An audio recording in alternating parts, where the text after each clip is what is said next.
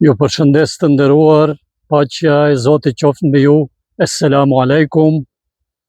Para se të filloj me videon e radhës, dëshiroj që bëj thirrje që të abonoheni në kanalin tim, sepse abonimi juaj në kanalin tim e ngrit motivacionin tim për të bërë edhe video tjera.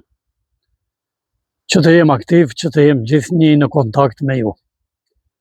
Unë jam Hidajet Fetahi, jam ekonomist, përkthyes dhe interpret interkulturor dhe teolog musliman.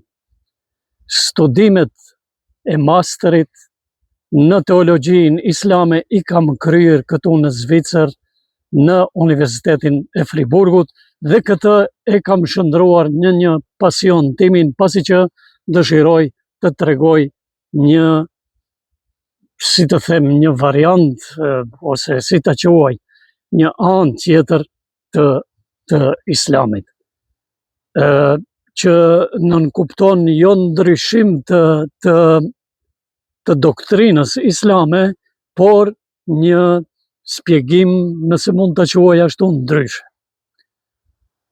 Sot dëshiroj të flas diçka në lidhje me ndershmërinë apo sinqeritetin, dhe po e filloj me një ajet të Kuranit famëlar që është në surën e Taube, në ajetin 119, nëse nuk gaboj, ku Allahu neve na urdhëron që të jemi me të sinqertët, që të jemi me të ndershmit.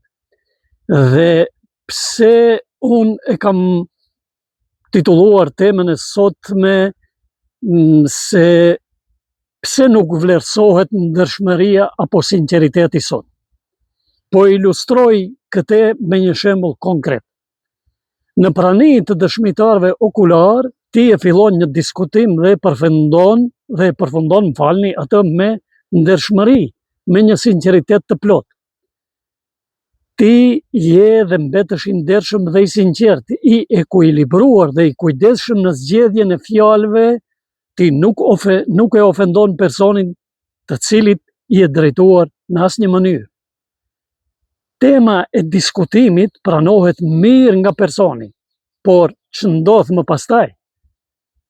Më pastaj, diku në të ardhmen e afërt, pra të themi të nesërmen, personi i cili të falenderoj për temën e diskutuar dhe sugjerimin që ja ke dhënë, del dhe me të takuar bashkëmendimtarët e tij, ai fillon të përhap të pathëna, fillon të përhap të pavërteta rreth takimit që pati me ju. Bashkëmendimtarët u besojnë të pavërtetave dhe duke qenë se kanë xhelozi dhe inat, karshi personit që ka thirrë në takim dhe ka udhëhequr takimin në fjalë, ata së bashku me personin manipulant, ta quaj ashtu në këtë shembull, të pavërtetat e thëna fillojnë ti përdorin si mjet luftarak kundër ndershmërisë që mbretëroi gjatë gjithë takimit. Prania e dëshmitarëve okular, as që ju intereson atyre. Pse pra ndodh e gjithë kjo? Kjo ndodh sepse kur është në pyetje interesi dhe lakmia e kësaj bote, aty pra xhelozia dhe rivaliteti shndrohen në mjet luftarak dhe ndershmëria zëvendësohet me hipokrizi. Dhe sot të jesh i ndershëm apo e ndershme, të jesh i sinqert apo e sinqert, sot kjo shihet si dobësi, kurse në të kundërtën, nëse je hipokrit, nëse je intereszhi, nëse ti shpif dhe tradhton shpesh, dhe në qoftë se je lakmitar, kjo shihet sot si, apo konsiderohet si aftësi. Dhe mu kjo është ajo e cila ndershmërinë dhe sinqeritetin e ka shndruar në një mosvlerësim, do të thoja edhe në nënçmim, në ofendim.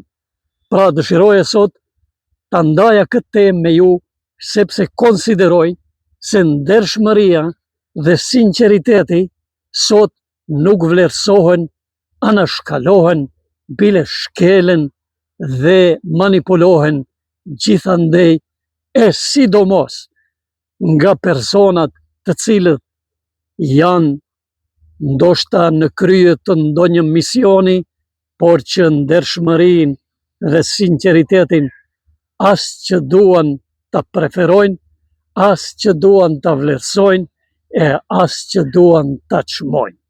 E lërë më personat të cilët një gjë të tillë dëshirojnë ta promovojnë, pra personat të cilët qëndrojnë pas ndershmërisë dhe sinqeritetit.